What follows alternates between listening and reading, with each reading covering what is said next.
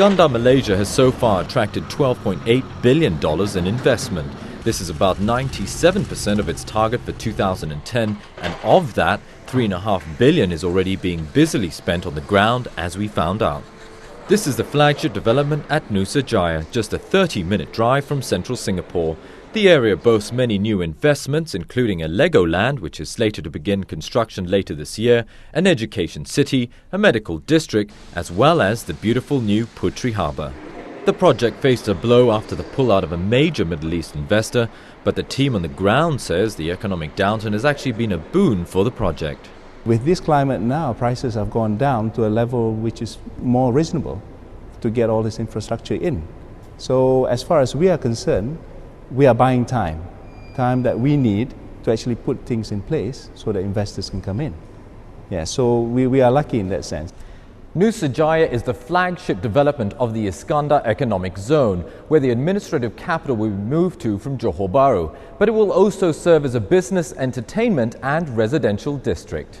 The new Johor State Administrative Centre is also already in operation, with around 2,000 staff posted there, including the Chief Minister's new office just opposite. Of course, infrastructure is the key with any industrial project, and supporting the whole area in terms of trade is the port of Tanjung Pelepas in the west of the region, Malaysia's biggest transshipment port. PTP was actually built around 10 years ago before any other structures were in place, and has positioned itself to take advantage of the growing transshipment business. Since this year, we have found that by having the business model that we have, we are looking at up to first half, we are 2% up against the business level of last year.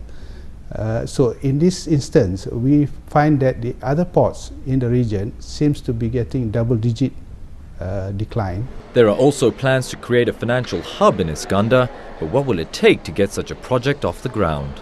Policy consistency, as you can see, transparency in policies, policy flip-flop, and just constantly just opening the door to induce, I suppose, growth. At the end of the day, is investors, if they smells demand recovery and they smells opportunity, it must be followed up by clearer guidelines to where they can make their money. The Singapore connection, though, will also be key to the project. On Prime Minister Najib's first visit to the city-state after his inauguration, he made Iskandar one of the top items on his agenda.